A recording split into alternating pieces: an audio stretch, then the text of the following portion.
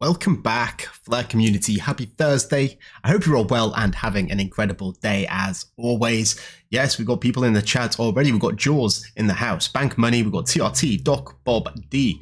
We got Valiant Energy, aka John D. We've got Rain in the house, Tony G2G. We've got Best, Mokum X, Raoul Professor, Crypto Bob, Jane.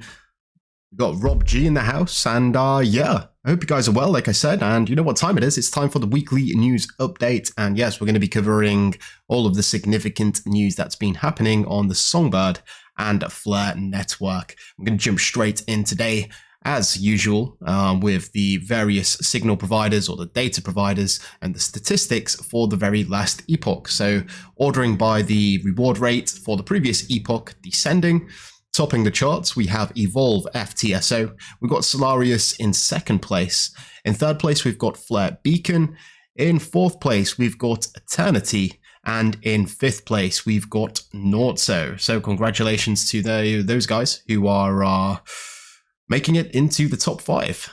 Over to NFTs, and we're going to have a quick refresh of this just to get the latest statistics, as we normally do. And of course, we want to be ordering this by the 7 days.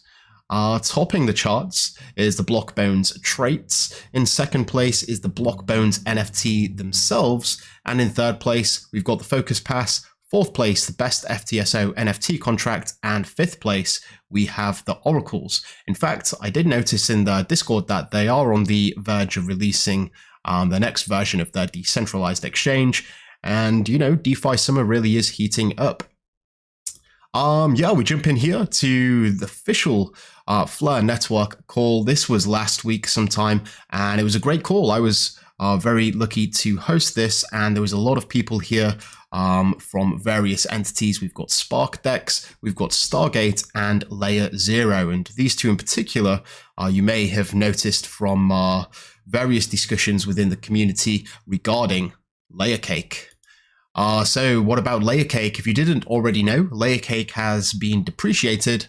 The development has halted, and it's quite a controversial subject within the community. I, for one, am for it. And if you do have the big picture mindset, you should be too, really, because it does allow the Flare team to really focus on what is important and what is novel. Let's just read a couple of sentences here from Hugo. He says that Flare is the blockchain for data, which is something we already knew. And we, the Flare team at Flare Labs, are building a full stack solution for developers to build intensely feature-rich applications. And this includes an enshrined oracle for fast decentralized prices. This is known as the FTSO, or Flare Time Series Oracle, which is an enshrined oracle, which means that it's on-chain, for data proofs from other blockchains and Web 2, and access to verifiable off-chain compute. So this basically knows that, or I guess highlights that we can get data from both on-chain and off-chain. So on-chain may be prices from the actual network itself, and off-chain could be things like, say, the results of Olympic Games, and we'll talk about that right at the end. Off-chain compute will allow applications to take processing off-chain for certain tasks in a verifiably secure manner. This gives an application far more latitude in what can be built, and hence the utility that can be offered to the user.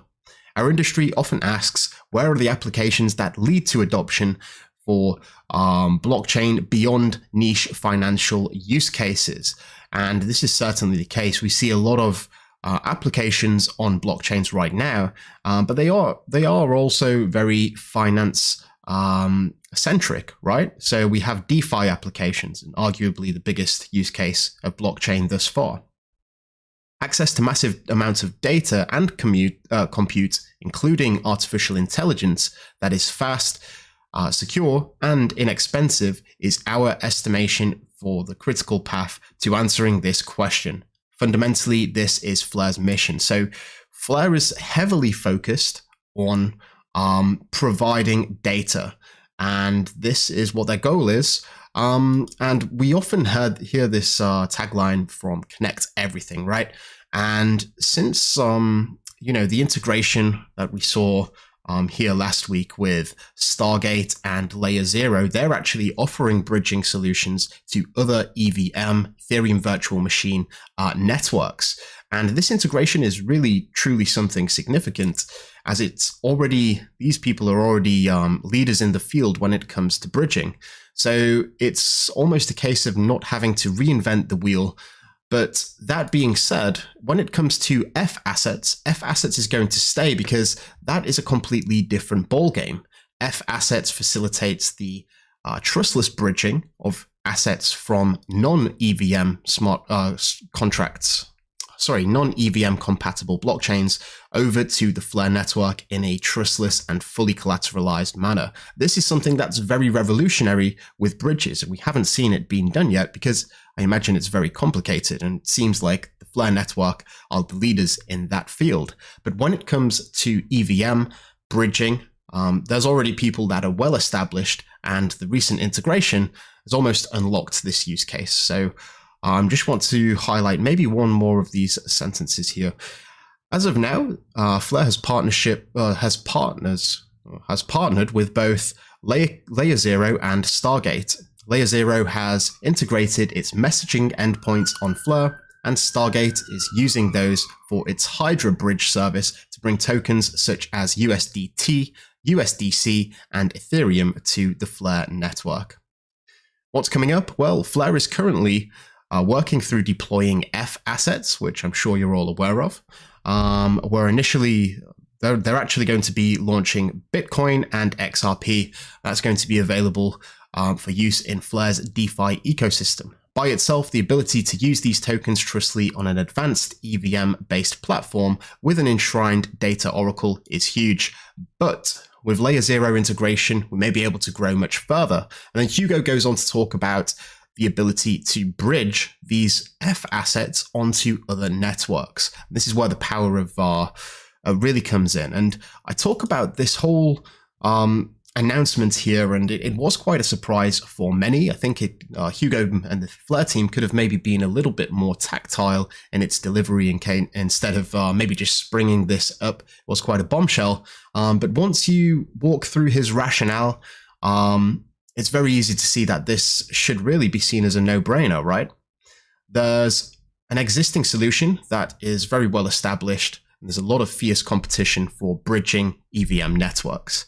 Flare was planning to do that with LayerCake, but instead they're going to focus on F assets, which is, again, bridging in a decentralized manner, but for networks that are not EVM compatible. So this really opens up the door to a whole new realm of bridging, and the fact that it's trustless and fully collateralized just makes it that much better. Flare, having that extra resource in terms of manpower means that there can be more time dedicated to F assets and getting that out of the door. I did actually write quite a fairly long post about this. And my thoughts on it are pretty much just talking about what I just mentioned now. Definitely worth a read if you haven't already. And in fact, I'll probably make a separate video about this because I know it's quite a contentious point of talking or point of discussion within the Flare community at the minute. And, I think Hugo did the right thing. It does take quite strong leadership skills to announce something like this. I've done it before where I make an announcement for the betterment of a project, but some people are so focused on the fact that something has changed that they forget to even acknowledge why the change took place. So the dropping of LayerCake essentially means that F assets, which is something truly novel, can be developed faster and open up a whole new market. And then, of course, we have the FTSO and all of the good stuff coming along with that too. Hugo, I believe, wants to talk about this a little bit further tomorrow. Local time for me is 3 p.m. I'm sure it's going to be much earlier for those in the US. I might even stream this. If anyone is interested, do let me know in the comments. So stay tuned for that. I'll definitely be tuning in either way. But moving on to some lighter news here. Fleur are thrilled to announce the launch of the FLR Protocol Emissions Program. This officially kicks off FlareFi Summer. So if you don't know about this, it's a huge allocation of FLR. That is, it's basically emitting 510 million FLR to people that participate in the DeFi programs and various applications. They did actually change their portal. I pretty much use this all the time. This is the Flare portal, the Flare network teams or the Flare Labs official resource for staking and whatnot. But if you go on account where you have your main account here and your delegation account, you may see a new little tab here or a button. It is e-emissions, and this is in respect to this huge grant. So if you are participating in various DeFi projects, you may just be able to claim some of this via the Flare portal. One of the, well, quite a few of the projects here that are actually going to be offering this incentive is Rain Protocol. We've got SparkDex AI, which launched very recently. I'll talk about that in a second. We've got Stargate Finance, XDeFi Protocol, Kinetic Markets, and Scepter Liquid Staking too. So lots of participants here. And just because there is this list, it doesn't mean that this is exhaustive. I know that Enosis are also participating in this, but they're waiting for the launch of their V3 decentralized exchange to launch. But if you do want to get ahead of the curve and get a bit of practice in too, you can check out SparkDex. This is has gone live now. The farms are live, and they do have very high APYs for a decentralized exchange, mainly bolstered by this emissions protocol. This is what the interface looks like. In fact, I might be able to blow it up a little bit for you guys. This is the farms page. These are the current APYs, and obviously it depends on which pool that you choose to provide liquidity for. And there is even these stable coins here, which again, by nature is very stable. So just something to bear in mind. And I'm sure that there's going to be many more applications in the future that are offering boosted APYs or APRs because of this emission incentive. One of those is Kinetic Markets, who just released this promotional video, and I believe they are launching in the very near future. I think it's this video anyway, maybe the 7th. Let's just bring this back a second. Okay, might be at the end where they announce the date. If not, oh, there we go. Launching the August the 7th. So pretty interesting, and stay tuned for that. I know a lot of people have been buying the native token, the Jewel token. So yeah, I'll be keeping my eyes on this. It's a borrowing and lending platform too. We've got Kinetic in the house. There we go. And yeah, stay tuned. We got this as well from Enosis. The APY cloud is actually something I've been looking forward to for a very long time, as I'm sure many of you have.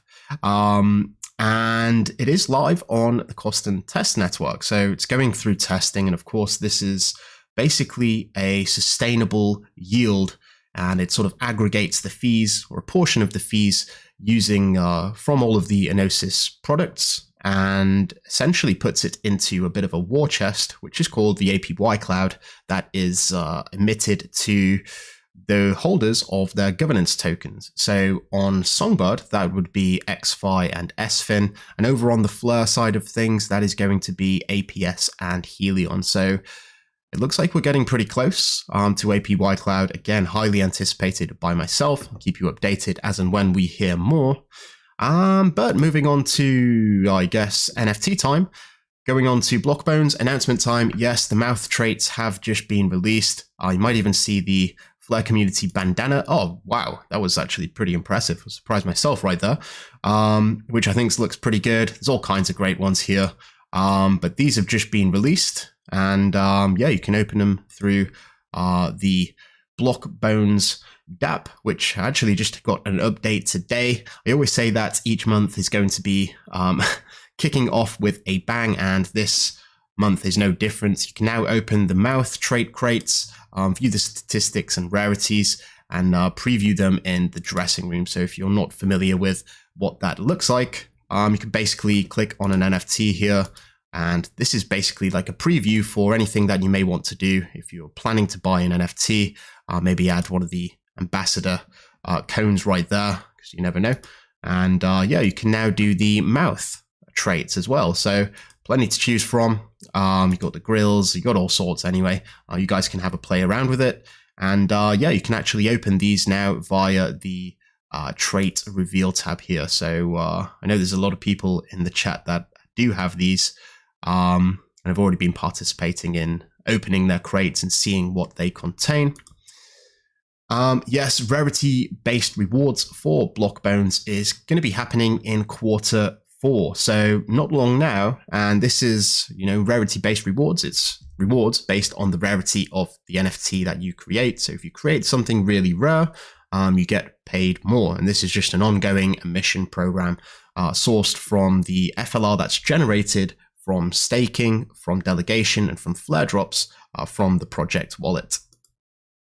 If you are an active member of the Patreon, not only do you get chances to win NFTs every single month, you also have a discount. So check your DMs for a discount on any of the trait crates. Just a gentle reminder there. And we're going to finish here with something that I alluded to. And this was an application built by, who is this? We've got Kalmia. And yes, this is decentralized data. Sorry, what can decentralized data do for prediction markets? Try Olympics prediction market, and this is a website where you can basically make predictions on the outcome, I believe, of the results. So again, this is highlighting the use case for novel data that comes from the, in quotation marks, the outside world, right? Off-chain, verified by the validators and testers that we have on the Flare network, which I believe is somewhere close to 100.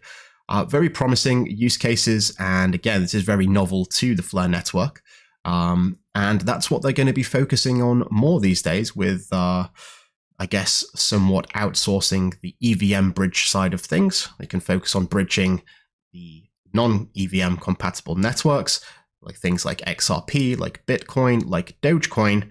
Again, very novel, and also focus on increasing the performance of the FTSO, or the Web and Data Connector. I'm pretty sure it's been renamed to something crazy now. That's something I'm going to have to double check on what that's called for next time. But that is pretty much the news for this week. If you are interested in having a bit of a chinwag, come over to the Flare Network Discord. We have a chat every single week after the stream. Scroll right down to the bottom here, and you should see it in the community stage. Hang about for maybe an hour and discuss everything that's been happening for the week. So, with that being said, I would like to remind you to subscribe if you haven't already, and like the video if you did like the video. Thank you all for watching. I hope you have a great weekend if I don't see you in the chat. And until next time, I'm out.